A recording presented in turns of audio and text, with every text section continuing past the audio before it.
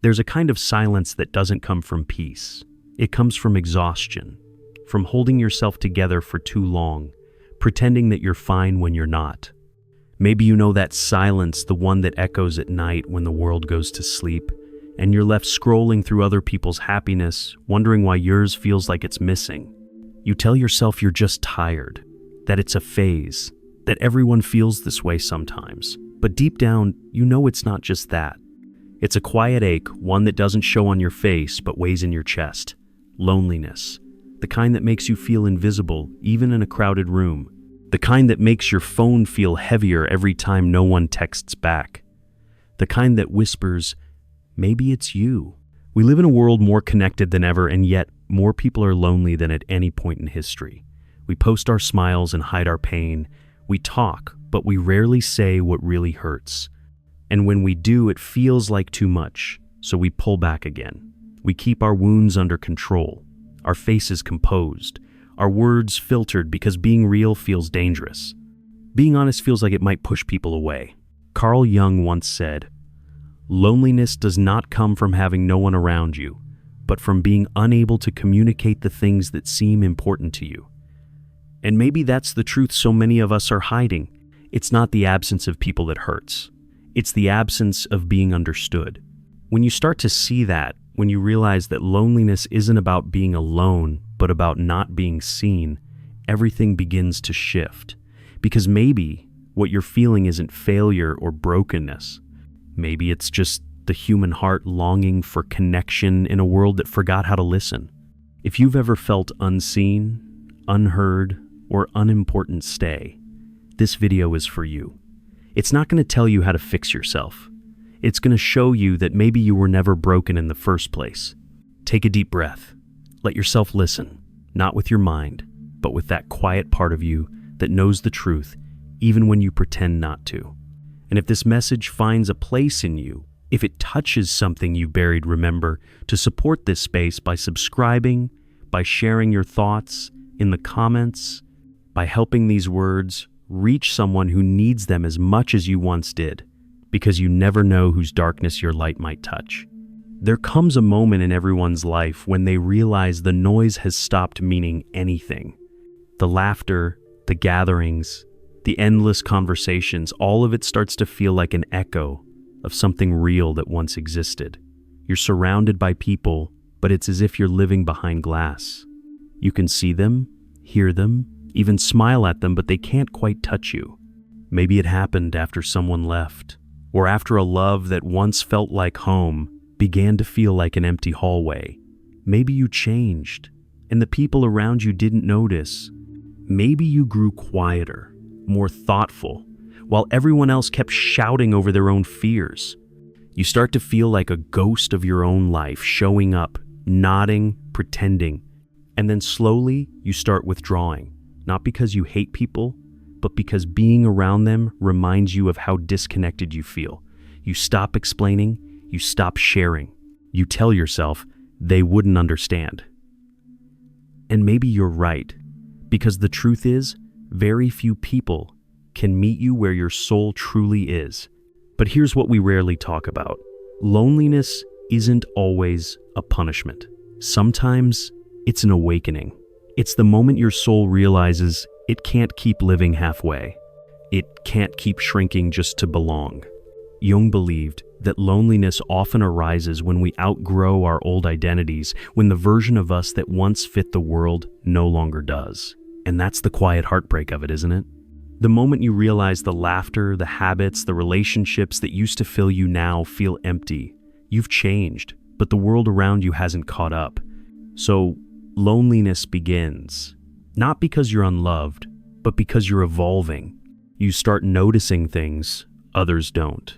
You crave depth instead of distraction.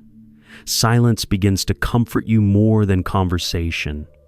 You start to feel everything deeply, painfully, beautifully. And it confuses you, because no one told you that growth feels like isolation before it feels like freedom. You begin to ask questions that scare you. Who am I when no one is watching?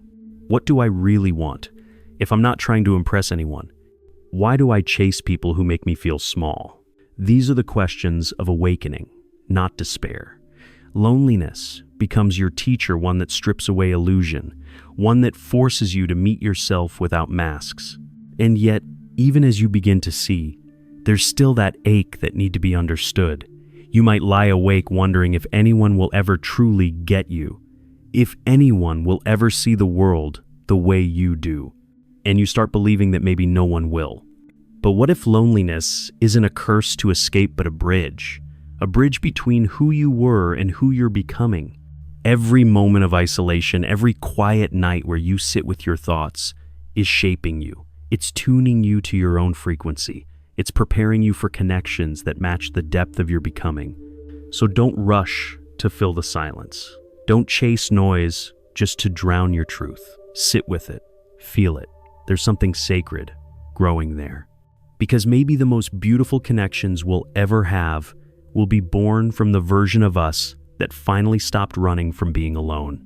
There's a moment, often subtle and unannounced, when loneliness stops being something you fear and becomes something you understand. It's not that it stops hurting, it's that the pain starts to make sense. You start realizing that the emptiness you feel isn't because you've lost something, but because you're making space for something new. But before that realization comes, there's a darker part, the part where you wake up every day feeling hollow, where you scroll through your messages and see conversations that used to mean something now fading into small talk. You smile when people ask how you're doing and say, "I'm fine," even though what you really mean is, "I don't know who I am anymore." This is the kind of loneliness that isn't loud. It doesn't cry out for help. It just lingers, quietly, like a shadow that follows you even when the sun is shining. And it's in this space that most people give up on themselves. They rush to fill it with people, with work, with endless scrolling, anything to silence the echo. But silence isn't the enemy, it's the mirror. You see, the truth about loneliness, the one Jung hinted at, is that it's not a flaw in you. It's the sign that your soul refuses to settle for surface-level living. It's your being calling you inward, begging you to stop looking for validation in others and start meeting the parts of yourself you've been avoiding. There's a loneliness that comes from not knowing yourself, from living so long through others' eyes that when you're finally alone, you have no idea who you are without their reflections. It's the kind that makes your own company uncomfortable because it forces you to face the parts you've buried. But the longer you sit with yourself, truly sit, something begins to shift. The silence starts speaking. You begin to notice your thoughts, the ones that sound like old wounds, the ones that whisper, "You're not enough," or "You're too much." You start hearing the voices of the past parents, lovers, teachers that shaped how you see yourself. And then you begin to realize most of them weren't even your voice.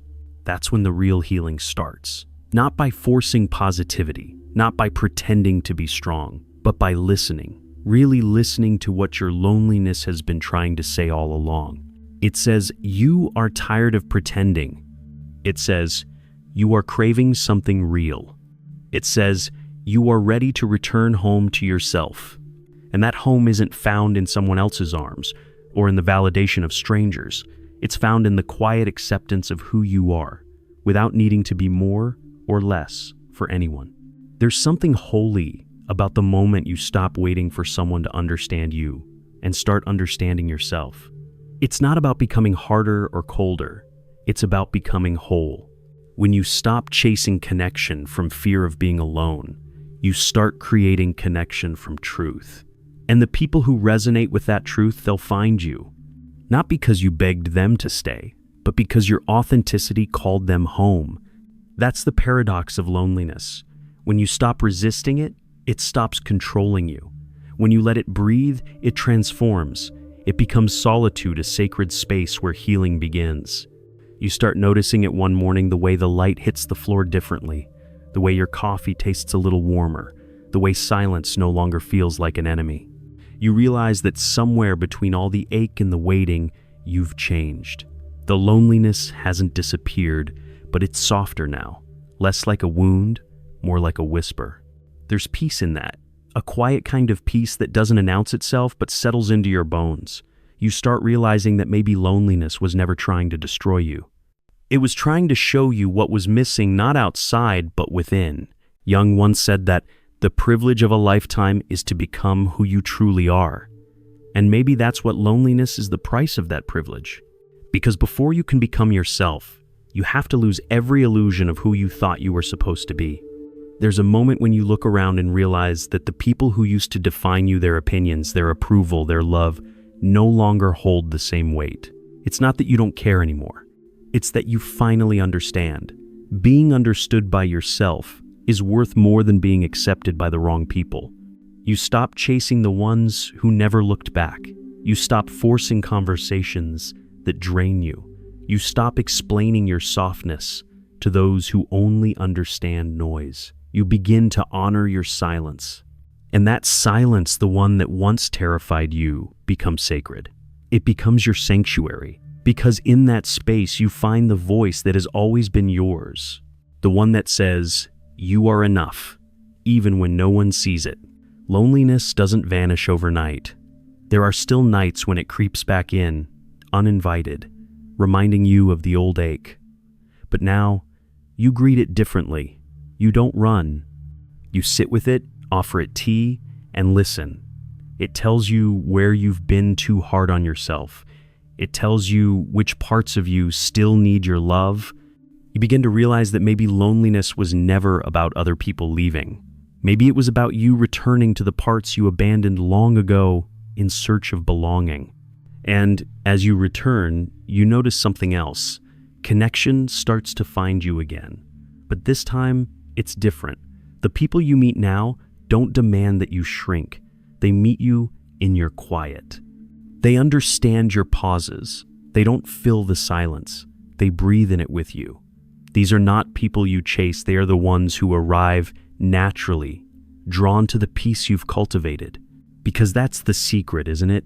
The energy you carry when you are at peace with yourself becomes a light for others who are lost in their darkness. You stop needing to be found, and somehow that's when people start finding you. The loneliness that once felt unbearable becomes your compass. It shows you where your truth lives, where your values lie, where your love belongs. It leads you to authenticity, and authenticity leads you home. So the next time you feel alone, remember this. Maybe loneliness isn't a void to escape. Maybe it's a doorway. And on the other side of that doorway isn't another person, it's you, the real you. The one who's been waiting all along. There's a kind of beauty in realizing that you survived what once felt impossible, that you walked through nights that seemed endless, and somehow you're still here softer, wiser, not untouched, but transformed. The loneliness that once wrapped around you like cold water has become something else now, a quiet reminder of how deeply you can feel. You no longer fear it because you understand it. It no longer defines you, it refines you. You begin to notice how much the world has misunderstood this feeling.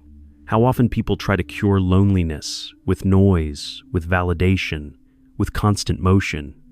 But Jung knew something that still rings true today. We don't heal loneliness by escaping it. We heal it by entering it, by letting it strip away everything that isn't real. Because the truth is, loneliness isn't emptiness, it's honesty. It's the space where the masks fall, and you finally face yourself without distraction.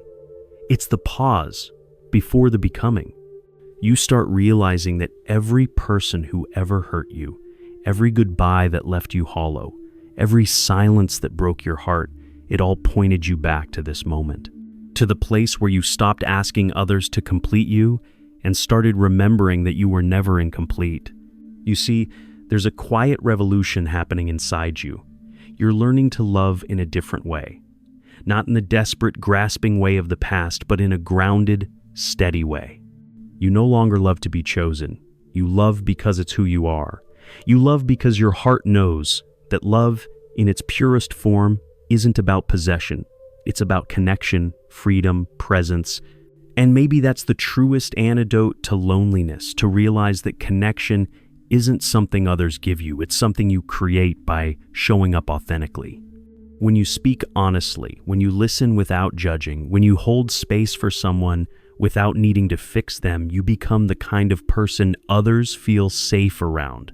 The world doesn't need more people pretending to be fine. It needs people who can say, "I understand, I've been there," and mean it. It needs people who can sit in someone else's silence without trying to fill it. People who can love without losing themselves. And yes, you are becoming that person. You're learning that vulnerability isn't weakness, it's strength. That softness isn't a flaw, it's your superpower. You're realizing that you don't have to harden to survive. You can stay open and still be strong. When you begin to live from that place, the world starts to respond differently. You attract people who don't fear your depth. You have conversations that heal instead of harm.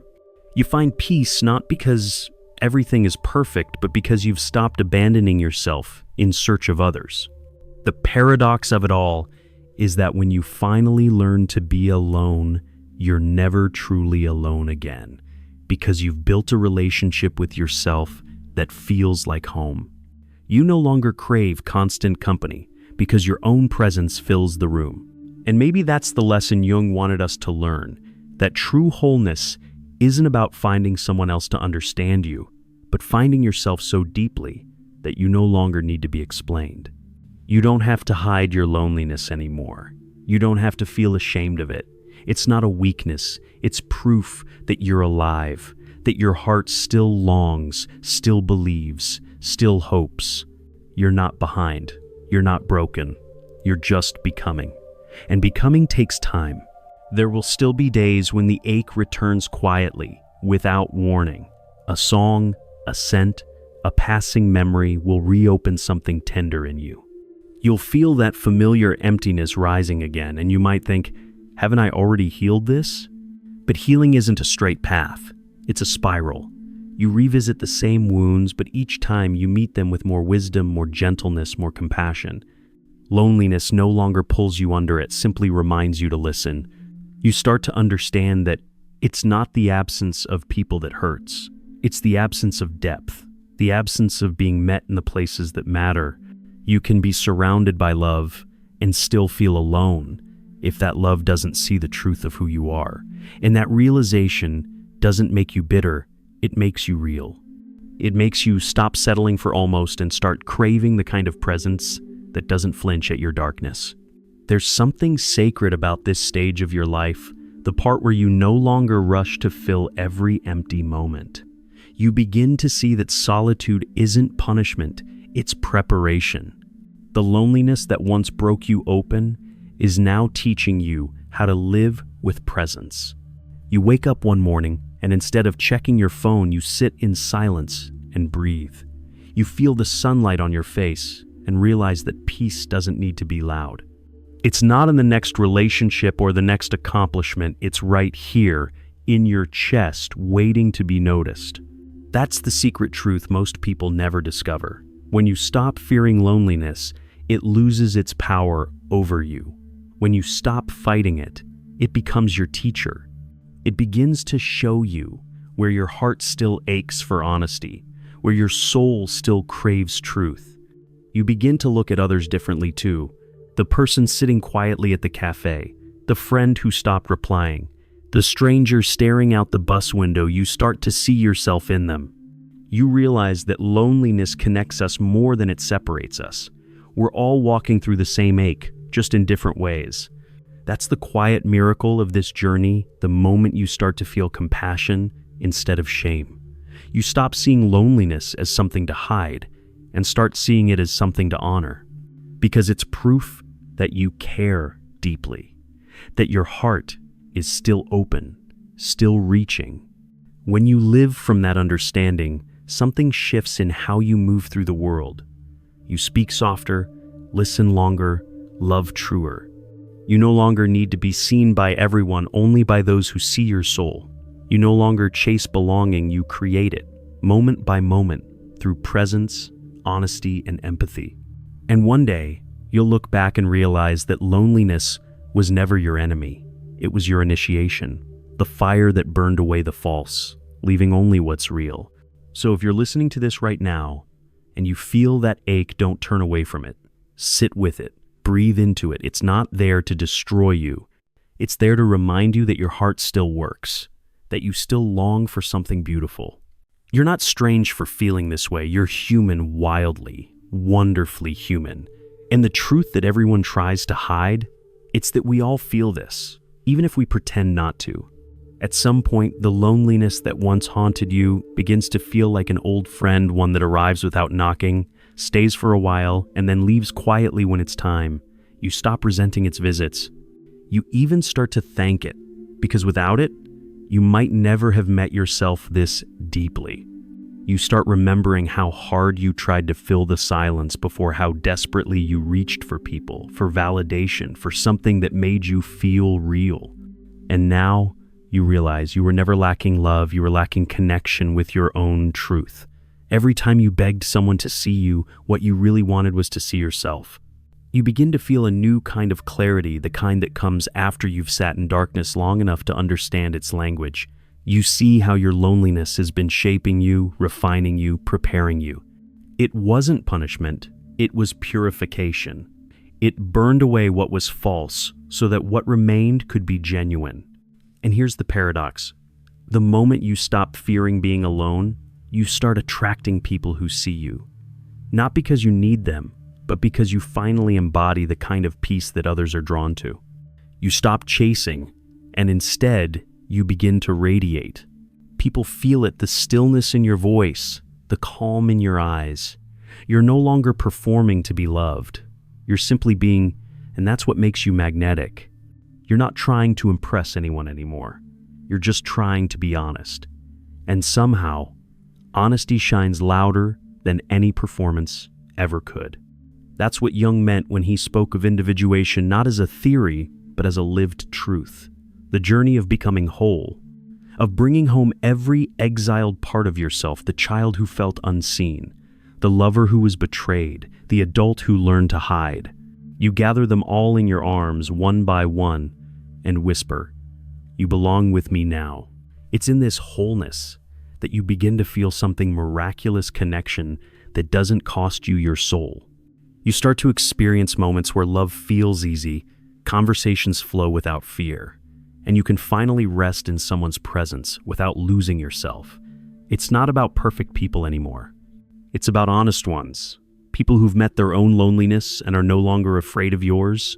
And when you find that kind of connection, you'll know, because it won't feel like excitement or intensity. It will feel like exhale, like recognition, like coming home. You realize that loneliness was never the opposite of connection. It was the path to it. It was the silence before the symphony, the pause before the truth. And now, when you sit alone, you don't feel empty. You feel full of the quiet understanding that you are enough, that your presence is enough. That love isn't something you have to earn, but something you already are. The world will still try to distract you with noise, with speed, with endless shoulds. But now you know better. You know that peace isn't found in the crowd. It's found in the courage to face yourself. So you sit in your solitude, not as a victim, but as a witness to your becoming, to your unfolding, to the sacred truth that you no longer need to be saved, because the one who was lonely has finally learned to listen. And in that listening, they found everything they were ever looking for. There's something almost luminous about this stage of healing, as if the air around you feels a little softer, the world a little kinder. You start moving differently, speaking differently, even breathing differently. You no longer walk through life trying to prove your worth. You simply exist, and somehow that feels like enough. What once felt unbearable has become your foundation. The nights you thought would break you taught you resilience. The silences that frightened you became sacred spaces for self-discovery. You no longer dread being alone because you finally understand. Solitude is not a punishment, it's an invitation. There's a quiet revolution that happens inside when you stop fighting yourself. You start seeing beauty in the smallest things, the way the sunlight spills across your desk, the sound of rain against the window, the taste of a morning coffee savored slowly. These moments, once lost in your longing for more, begin to feel like little reminders that you are already surrounded by what you once prayed for: peace. And yet, you remain human. There will be days when the ache returns, when you long for someone's presence, for a voice that understands yours without translation. But now, you don't run from that longing, you honor it. You know that missing someone or something doesn't make you weak. It means your heart is still open. Jung once said that only the wounded healer can truly heal others. And maybe that's what loneliness has made you, not just whole, but compassionate. You've learned to see the quiet suffering in others, to recognize the mask of strength that hides exhaustion. You've learned to offer presence instead of solutions, understanding instead of advice. That's the quiet gift of your journey: empathy. You've become someone who can hold space for pain without flinching, someone who can stand beside another person's loneliness and say, "You're not alone in this." And maybe that's what the world needs most right now: people who have faced their own darkness and come out softer, not harder. People who have learned that the only thing more powerful than being understood is understanding others. Your loneliness, as painful as it was, became a bridge, not just back to yourself, but to humanity. You begin to notice how everyone you meet is carrying something unseen. The coworker who smiles too brightly, the stranger staring blankly at their phone, the friend who jokes too loudly to hide their sadness. You start realizing that maybe loneliness isn't a personal failure, but a collective one, a symptom of a world that forgot how to sit still, how to listen, how to connect. So you do something radical. You start showing up differently. You look people in the eye when they speak. You ask how they are and mean it. You give your time, your presence, your silence. You begin to create moments of realness in a world addicted to performance. And without even trying, you start healing others simply by being fully present. That's the quiet legacy of those who've met their loneliness. They become light bearers. Not loud, not grand, just honest. People whose calm steadiness reminds others that it's safe to be human again. And maybe that's all we were ever meant to do, to find peace within ourselves and then share it quietly with the world.